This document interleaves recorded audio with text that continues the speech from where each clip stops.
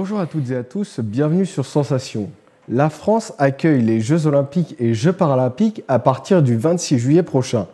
Une fête qui sera accessible à un plus grand nombre à Étampes, puisque l'île de loisirs d'Étampes sera transformée en fan zone labellisée Club 2024.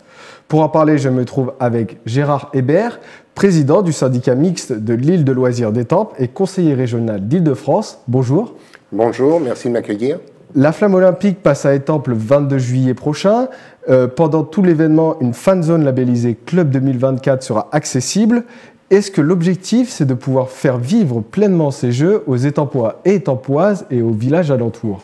Vous avez tout à fait raison. Le but est celui que vous venez de citer. En revanche, je voudrais quand même apporter une petite précision. Le 22 juillet, il y a bien la flamme. Le passage de la flamme, un moment important pour Étampes, pour le Sud Essonne, mais la zone de célébration, elle commencera que le 26 juillet. Justement, cette zone de célébration, qu'on peut appeler communément la fan zone, aura lieu sur le site de l'île de loisirs d'Étampes pendant toute la durée des Jeux Olympiques et Jeux Paralympiques. Pour rappel, les Jeux Olympiques sont du 26 juillet au 11 août. Les Jeux Paralympiques sont, eux, du 28 août au 8 septembre. Concrètement, quels seront les horaires de diffusion et qu'est-ce qui sera diffusé dans cette fan zone? Tous les moments, tous les grands moments, du début d'après-midi aux alentours de 14h30 jusqu'à tard le soir en fonction des événements et de l'importance des résultats des finales. Je pense qu'une finale, par exemple, du 100 mètres haies, peu importe l'heure à laquelle elle sera, il faudra qu'on la diffuse puisque ça fait partie des moments importants. Mais il n'y a pas aussi que les jeux, il n'y a pas que les sports importants comme l'athlétisme avec les finales du 100 mètres. Il y a aussi une quantité d'autres jeux qui méritent d'être découverts et ça sera l'occasion pour nous de le faire découvrir aux Sud-Essoniens, aux Essoniens tout simplement. Aujourd'hui, les Jeux paralympiques sont moins développés dans les médias que les Jeux olympiques. Par exemple, lors des derniers Jeux à Tokyo, France Télévisions avait diffusé 100 heures de direct des Jeux paralympiques contre 650 heures de direct pour les Jeux olympiques. Pourquoi le syndicat mixte de l'île de loisirs d'Étampes a-t-il fait le choix de diffuser également les épreuves paralympiques? Alors, les chiffres que vous m'avancez sont certainement vrais, mais moi, je ne les connais pas et j'ai même envie de vous dire que ça ne m'intéresse pas plus que ça, ces chiffres-là. Moi, ce qui m'intéresse, c'est le présent et l'avenir. Et dans ce cadre-là, les Jeux olympiques et les paralympiques méritent la même diffusion, la même importance. Et j'irais même peut-être un peu plus pour le handisport, parce que ce sont des gens qui méritent tellement pour faire ce sport et le faire découvrir, que non seulement pendant les Jeux olympiques classiques, on va nous faire des animations avec des sports, avec du handisport et avec des animateurs handisport afin de faire découvrir pendant les Jeux olympiques. Et bien évidemment, après, il y aura aussi les paralympiques du 28 août au 8 septembre. Vous avez commencé à l'évoquer, ces activités handisport où les gens vont pouvoir se plonger dans la peau de sportifs paralympiques. Quel est l'objectif de ces initiations au handisport? Faire découvrir le sport. Faire découvrir le sport, je crois, encore plus aujourd'hui avec tout ce qui se passe en France ou dans le monde, les valeurs du sport. On apprend à jouer en équipe, on apprend à se maîtriser. Il y a tellement de choses, de valeurs qu'on doit apprendre dès tout petit et même plus vieux, que le sport, et je crois, fait partie de notre vie et c'est extrêmement important de le faire découvrir. Beaucoup de gens ne connaissent pas, ignorent un certain nombre de sports. Tout le monde connaît le football, tout le monde connaît maintenant un peu plus le rugby ou le tennis, mais personne ne connaît pas, les gens ne connaissent pas forcément le badminton ou d'autres, ou le golf sur gazon. Il y a une multitude de sports et c'est l'occasion pour nous de le faire découvrir. Et je rajouterais simplement que derrière tous ces Jeux olympiques et paralympiques, il y aura dans chaque ville le rendez-vous avec les associations pour s'engager à faire du sport. Et donc on va essayer d'emmener tous ces jeunes qui viendront nous voir, à les emmener, à aller s'inscrire au tout début septembre dans chaque ville de l'Essonne, mais même peut-être de France, afin qu'ils puissent découvrir les nouveaux sports qui seront représentés. Donc justement, c'est vraiment une idée de ce club 2024 de mettre en avant certains sports peut-être moins connus. Il y a déjà des initiations qui sont prévues, par exemple, pour le tir à l'arc, le hockey sur gazon ou l'escrime. C'est vraiment un choix de mettre en avant ces sports-là en Essonne? Le choix se fait naturellement. Il va y avoir des associations avec l'escrime, il va y avoir des associations étampoises qui vont venir faire des démonstrations, mais il y aura aussi une multitude d'autres associations qui viendront, mais c'est en fonction des possibilités, des présents, parce que la date n'est pas simple non plus. C'est une période de vacances et puis aussi une période météo qui va, j'espère, s'arranger, parce qu'en ce moment c'est pas non plus terrible. Donc tout dépend de beaucoup de choses. Les programmes ne sont pas encore définis, mais en tout cas on va faire au maximum pour pouvoir pour pouvoir faire découvrir tous ces sports. Et si je peux me permettre de rajouter simplement, c'est qu'entre les Jeux Olympiques et les Paralympiques, il y aura quelques jours entre le 11 août et le 28 septembre. Et nous, on va continuer avec les villages sportifs culturels afin de toujours parler de sport. J'en profite, pardonnez-moi, pour remercier l'État qui nous a quand même aidés en termes de subventions.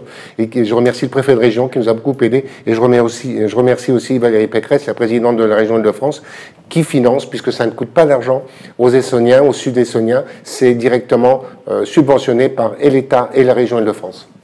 Je reviens un peu à ce que vous avez dit avant. Le programme est encore en construction, mais il y a déjà certains événements qui sont marqués sur le planning, notamment un match de basket fauteuil qui est prévu, ainsi qu'une conférence sur le handisport. Ces deux événements sont prévus le 26 juillet pour l'ouverture des Jeux Olympiques, alors que pour rappel, l'ouverture des Jeux Paralympiques aura lieu le 28 août. Pourquoi mettre à l'honneur les Jeux Paralympiques le jour de l'ouverture des Jeux Olympiques ? Mais pourquoi pas? Je vous retourne la question, pourquoi pas? C'est important. On va faire une grande démonstration. Je pense qu'il y aura beaucoup de monde, puisque nous allons, et j'invite tous les gens dès à présent à venir nous rejoindre, le 26 juillet à 19h24. J'espère que vous allez me poser la question pourquoi 19h24, mais en tout cas à 19h24, nous allons inaugurer notre zone de célébration. Et je veux qu'il y ait beaucoup de monde, et je veux qu'il y ait autant de gens qui s'intéressent au sport classique et traditionnel qu'au handisport. Et donc, du coup, pourquoi 19h24, un horaire bien précis? Eh bien, simplement parce que Paris va lancer sa zone, son inauguration, le défilé à 20h24 par rapport à 2024. Et nous allons inaugurer à 19h24 parce que les derniers Jeux Olympiques à Paris étaient en 1924. C'est plus clair d'un coup. L'idée, c'est aussi de donner envie aux citoyens de faire du sport. Vous l'avez dit, avec cette ambition de voir des jeunes ou des moins jeunes même s'inscrire dans certains clubs. Comment faire en sorte que les citoyens continuent à pratiquer le sport après cette fête sportive? Alors déjà, après, je ne sais pas. Tout ce que je peux vous dire, c'est que si on peut leur montrer que c'est sympa, en leur faisant regarder, en leur faisant essayer, en leur faisant taper dans le ballon, en faisant tout ce qui est possible de faire, ça peut donner un avant-goût pour pouvoir continuer. Et je pense que c'est la base des choses.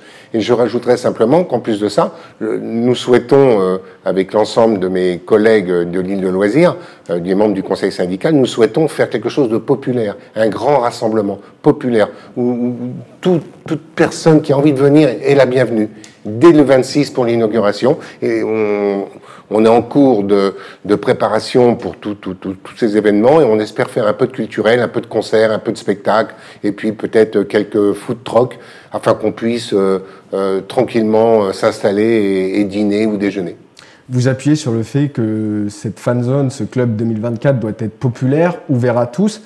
Il y a eu de nombreuses polémiques sur ces JO à l'approche de ces Jeux Olympiques, enfin de ces Jeux Olympiques et Paralympiques, notamment sur le prix des billets, sur des centaines de personnes qui ont été évacuées à l'approche des Jeux. Peut-on encore parler de fête pour tous avec ces Jeux et comment vous allez faire pour qu'à Étampes, ces Jeux soient accessibles à tout le monde? Alors moi, les conditions que Valérie Pécresse a émises pour pouvoir financer, c'est que ça soit gratuit pour tout le monde. C'était la seule condition pour pouvoir organiser cette zone de célébration. Gratuit pour tout le monde, pour tous, sans exception. Donc il y aura des animations, il y aura des jeux, tout sera gratuit. Et après, ce qui se passe à Paris, reste à Paris. Nous, à Étampes, je vous le redis, c'est un grand rassemblement populaire où on sera tous heureux de voir des champions, des Français gagner des médailles d'or, je l'espère. Et puis voilà. Donc le sport sera au cœur de ce club 2024, mais il ne sera pas seulement question de sport, il y aura des événements culturels comme des concerts, des spectacles. Est-ce que l'idée c'est d'apporter aussi une ambiance festive lors de cet été? Absolument, festif, grand rassemblement, populaire et festif. Parce que on connaît pas forcément, mais je ne sais pas dans les gens qui viendront s'ils ont l'occasion d'aller sur Paris ou même en Île-de-France pour aller voir des spectacles, pour aller voir un petit concert. Alors je vous dis pas qu'il va y avoir Mathieu Chédid, ça serait mentir. Bien évidemment, ça sera des petits concerts avec des gens qui débutent, des gens qui aiment la musique, qui chantent, et ça peut être que sympathique. Merci Gérard Hébert d'avoir été avec nous sur Sensation. Je rappelle que vous êtes président du syndicat mixte de l'île de loisirs d'Étampes et conseiller régional d'Île-de-France. Pour plus d'informations sur le programme, rendez-vous sur le site îledeloisirs.fr. Et pour revoir ou réécouter cette émission, rendez-vous sur notre site et notre application Radio Sensation.